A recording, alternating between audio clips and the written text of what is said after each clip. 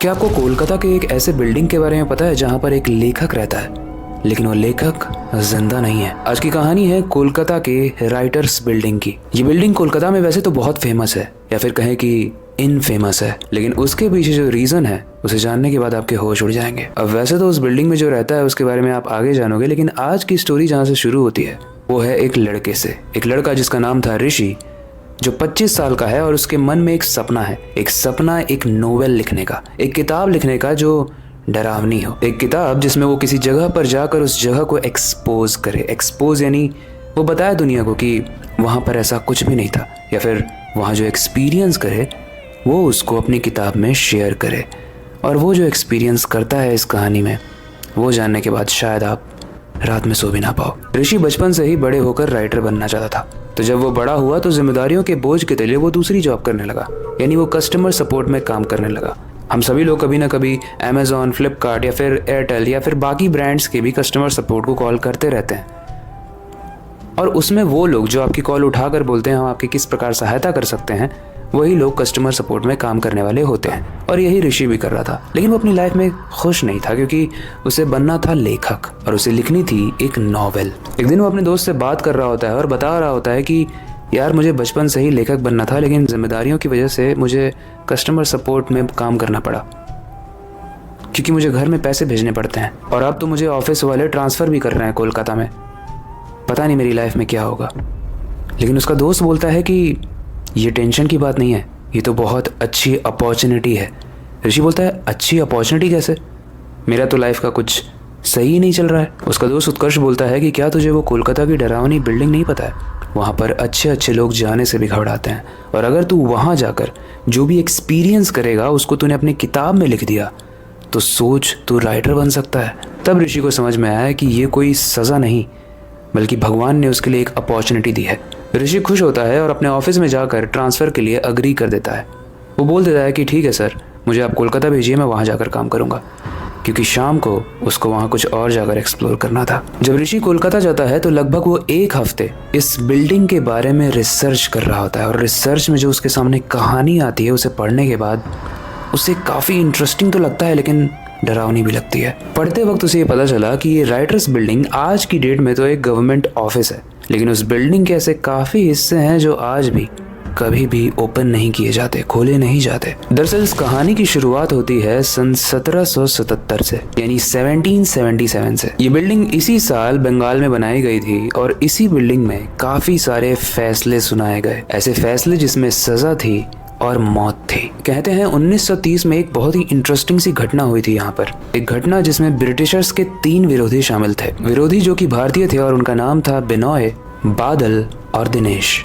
दरअसल इन तीनों ने मिलकर उस वक्त के ब्रिटिश ऑफिसर यानी अंग्रेजों के ऑफिसर को गोली मार दी थी, और वो रूम जहाँ पर ये घटना हुई थी ऐसा माना जाता है कि वो रूम खून खून हो गया था, और वो रूम जहाँ पर ये घटना हुई थी ऐसा माना जाता है कि वो पूरे तरीके से खून से रंग गया था। और उसी रूम के दरवाजे के पीछे से ऐसा लोग आज भी मानते हैं कि कुछ डरावनी आवाज़ें आती है। ऐसा लगता है कि उस रूम में कोई बहुत ही खतरनाक जानवर बंद है। लेकिन क्या ये सच है? यही जानने के लिए हमारे आज की कहानी के लेखक यानी ऋषि कोलकाता में उस बिल्डिंग में जाने का प्लान बनाता है। तो कहानी अब समय के साथ बहुत ज़्यादा इंटरेस्टिंग होने वाली है, इसलिए एंड तक ज़रूर देखना। लेकिन उससे पहले हेलो गाइस, मेरा नाम है अविनाश कुमार और आप देख रहे हो हॉरर स्टोरीज।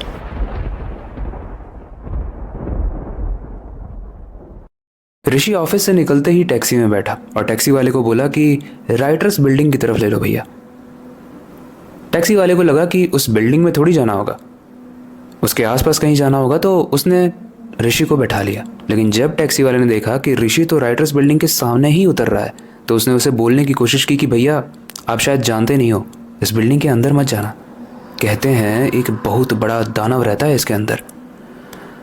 लेकिन ऋषि ने तो ऑलरेडी इस चीज़ पर रिसर्च की थी, तो उसने भैया को बोला कि भैया देखो ऐसा है, आप पैसा कितना हुआ ये बताओ और आप जाओ। वो टैक्सी ड्राइवर बोलता है मुझे क्या है, मुझे तो बताना था, क्योंकि मैं नहीं चाहता था कि आप जिंदा जाओ लेकिन जिंदा वापस ना आओ, इसलिए मैंने बता दिया, बाकी आपकी मर्जी।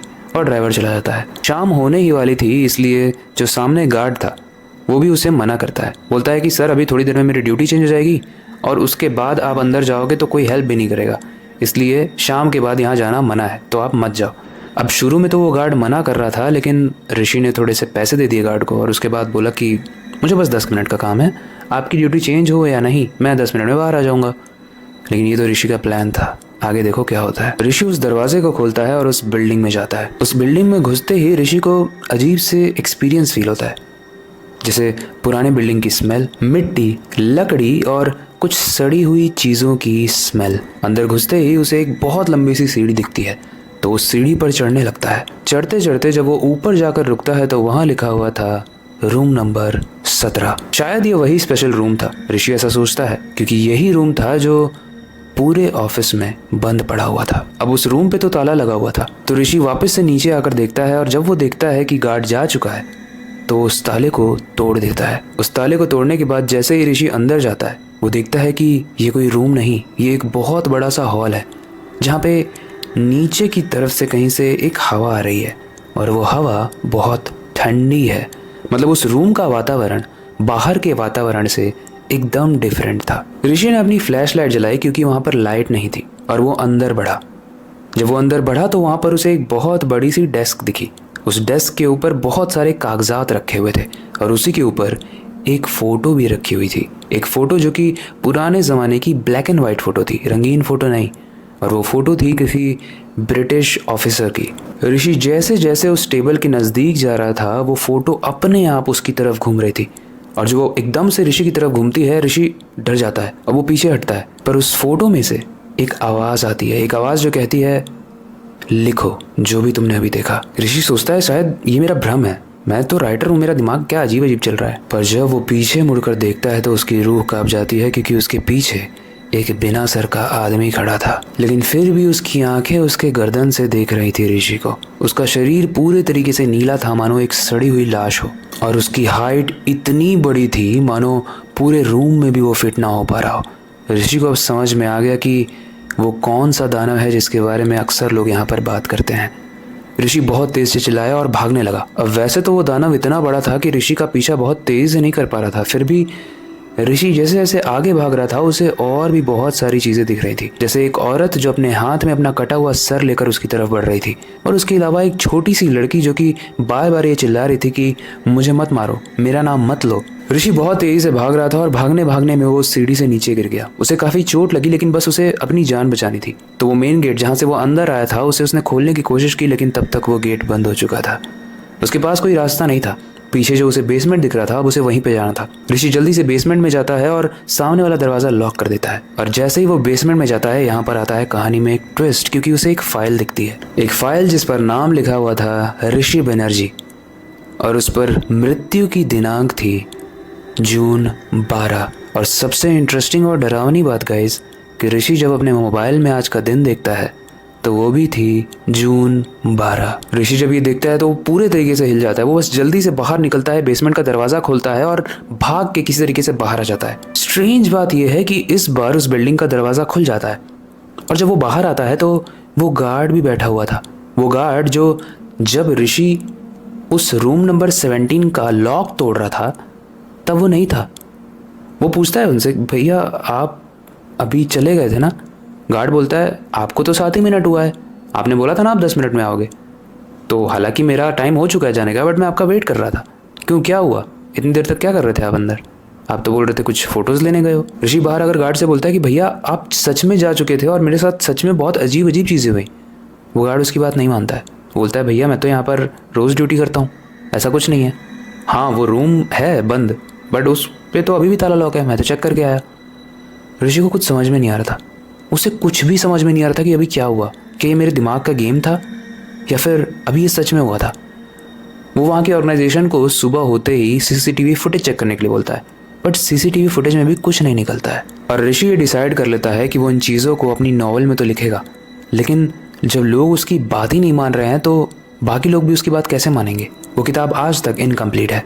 खैर ऋषि इस किताब को लिखेगा या नहीं वो तो हमें नहीं पता, लेकिन एक चीज़ हमें पता है कि कोलकाता की लोगों की एक राय है इस बिल्डिंग के बारे में। वो लोग मानते हैं कि जब भारत ब्रिटिशर्स का गुलाम था, यानी अंग्रेज़ों का जब गुलाम था, तो कुछ ऐसे लोग थे, कुछ ऐसे क्रांतिकारी थे जिन्होंने अपनी जान दे दी थी पनिशमेंट में।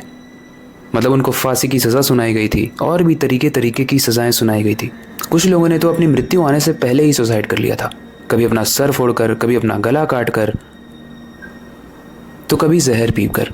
और शायद यही रीज़न है कि कुछ लोगों को वहाँ पर फूली हुई बॉडीज़ दिखती हैं, कुछ लोगों को सर कटी हुई एक औरत दिखती है जो हाथ में अपना सर लेकर चलती है, और एक बच्ची भी दिखती है, क्योंकि ऐसा माना जाता है कि एक बच्ची ने भी अपनी माँ के साथ वहाँ पर सुसाइड कर लिया था।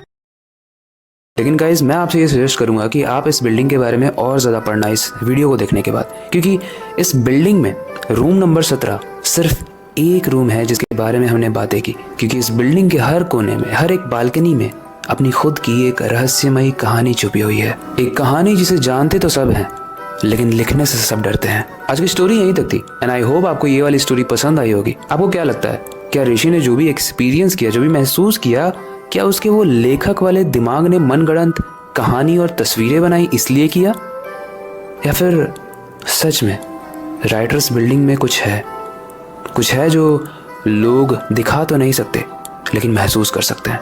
अगर आप भूतों में बिलीव करते हो, आपने कभी देखा है, तो आप हमें कमेंट सेक्शन में ज़रूर बताना आपका अपना एक्सपीरियंस।